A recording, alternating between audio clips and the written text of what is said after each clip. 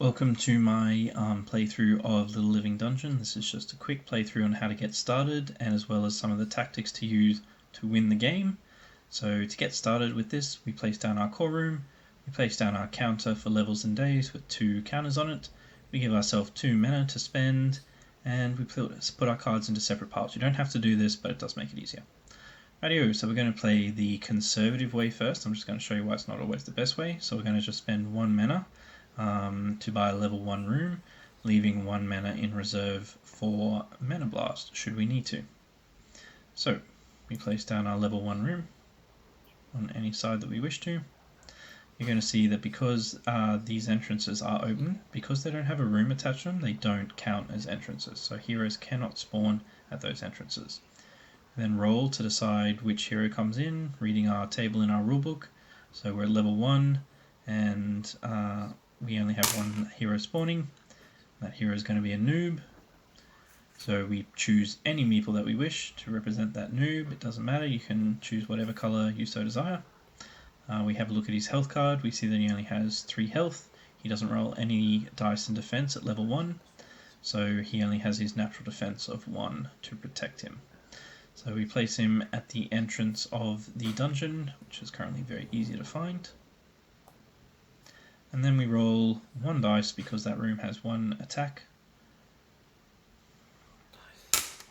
We unfortunately had the worst roll ever, so we didn't even manage to wound him. He then moves into the core room. That room is exhausted, so we flip it over to represent that it has exhausted all of its mana in its attack. And then he's in our core room, so if we had no mana, he would kill us. However, we have enough mana for a Mana Blast, so that instantly kills any hero of any level of any health. But utilizes all of our mana. We then get 1 mana back at the end of the round, so we'll just leave that counter there. So we start the round again, flip our inactive cards to active, move our day counter up by 1, and then in this scenario we can choose to either just spawn again and leave 1 in reserve, or to use that remaining mana to buy an extra room. Because we want to move the game along a little bit here, I'm going to play it risky and buy an extra room.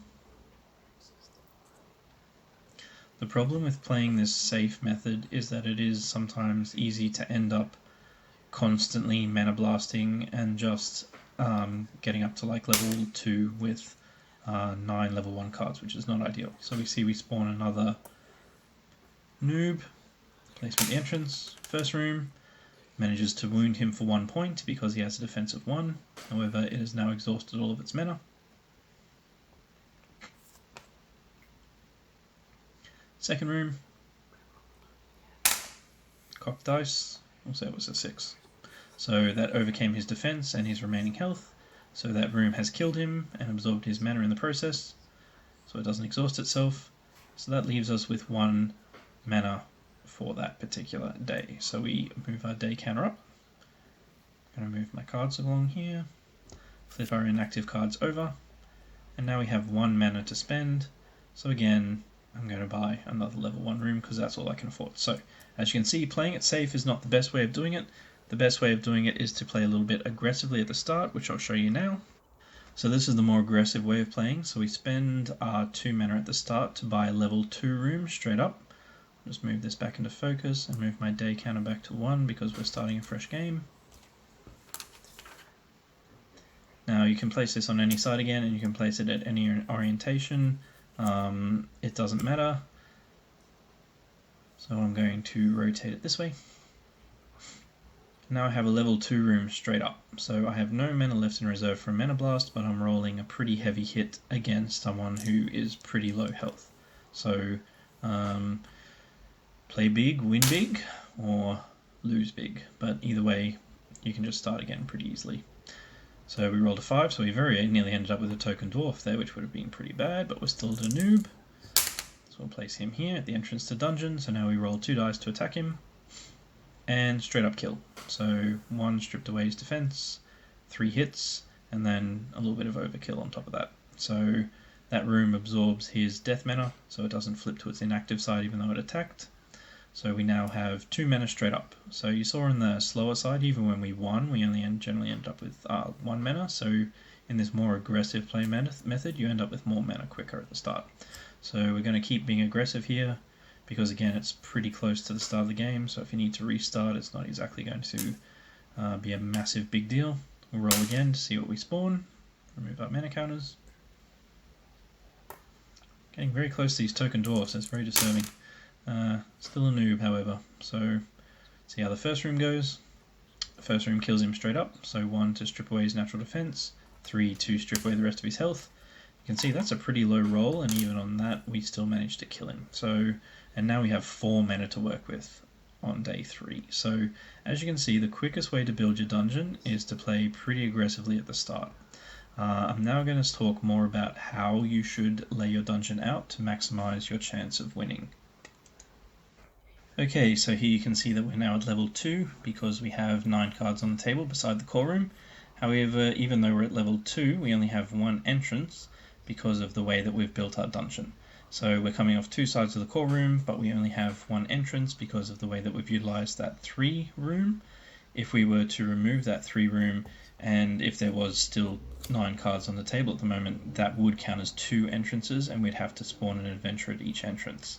However, because we have placed this 3 room where we have, it now only counts as 1, so that means that we only have 1 adventurer enter the dungeon, which is quite advantageous for not having to waste our rooms fighting off adventurers.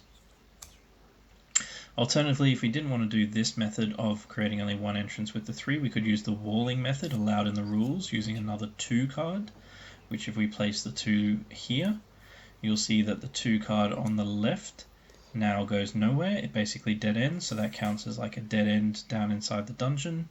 And that would leave these cards on the left here as emergency mana cards if we had to use a mana blast, so they would not have been exhausted rooms by the heroes traversing through the dungeon, so they would give us an extra 4 mana on top of the 1 that we got for using the mana blast. So it's just a method of making sure that you have some emergency mana back up to allow you to buy more rooms in the event of a mana blast. So if we go back to our original build that we had at the start with the level 3 card in the middle here, presenting us with 2 alternate routes and 1 entrance only. So now this gives us 2 defensive paths. So later on when we start to have multiple heroes spawn at entrances, and they could have made it all the way through to this part close to the end, hopefully by this stage they'll be quite low on health. So you can choose to send the first adventurer one way and then send the second adventurer another way. This means that your adventurers aren't taking advantage of exhausted rooms, and you have the potential to use your fresh rooms to still be able to kill them. However, you do deprive yourself of the possibility of having backup cards as Mana Blast cards in this event. So you can quite easily send an adventurer down one path or another adventurer down the other. You can't really continuously circle them though, so if you manage to build a circle, you can't sort of say that they just go around in a circle continuously. They will eventually find their own way.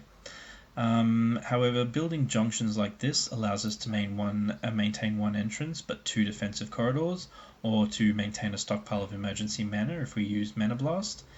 So it's a way of lowering the amount of enemies that you end up having spawning in your dungeon, and just being able to take advantage of those rules which are written in for this exact purpose, to allow you to design a dungeon that takes advantage of those rules, limiting the access of those pesky heroes. So now we're going to take a little bit of a look at the Paladin card, and then that should be it. Okay, so we're going to talk about the Paladin hero card. He's a little bit different from the rest of the heroes because his current health is the current mana total that you have stored in your core. So it's up to you how powerful the Paladin is when you face him. If you're paying attention to when day 5 is coming up, you'll make sure that you're exhausting all of your mana in your core, or you only have 1 mana left, so that you can kill him as easily as possible. So if you're not paying attention, you'll end up with a pretty powerful Paladin to face, as we have here. So he currently has 7 health, because each of our yellow blocks represents 5 mana. So he rolls 2 dice in defense and has 7 health. So we're going to have to try and kill him with our own rolls and hope that he doesn't roll a 6 while he's rolling in defense. So we'll try and roll to kill him in our level 3 room. And so we roll, and I'll bring the dice into the shot here. So you can see we've had a pretty terrible roll. So he has 1 natural defense, so we'll take away just one of those 1 die, leaving us with an attack of 3. And then he gets to roll 2 dice in defense, so we'll find out what his defensive roll is. And he's rolled 9, so he has very easily beaten R3. So if he had rolled a 6 in this scenario, we would flip the card as if it was exhausted like normal, but at the end of the day cycle, it doesn't flip back. The exception to this is if we pay double the mana amount of the room to flip it back. So this was a level 3 card, so if we want it to flip back, which we obviously do because that's a pretty powerful room defensive wise, we have to pay 6 mana. Now I've taken all the mana here because I intend to buy another level 1 room to come off of that level 3 room. And yeah, so it cost us 6 mana to restore that room. So if it was a level 1 room that was lost, it would cost us 2. If it was a level 2 room, it would cost us 4. So yeah, keep an eye on your day counter when the paladin's coming in. Make sure that your core mana is quite low so that his health is quite low. And then he's a pretty easy opponent to face.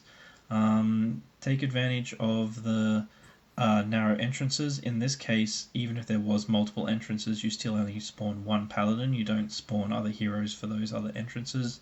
On day 5, the paladin goes into the dungeon all by himself on his little holy quest. So that's basically the basics of how to play a Little Living Dungeon, and just some strategies to make the game a little bit easier to win.